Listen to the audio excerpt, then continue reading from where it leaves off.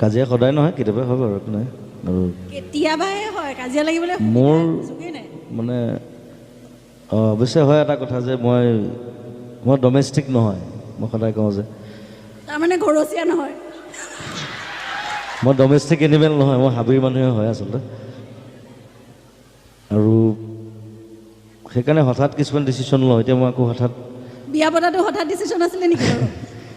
বিয়াটো অকণমান খৰখেদা হৈছিলে বাৰু, তেতিয়া কেতিয়াও পৰিস্থিতি বেলেগ আছিলে অলপ।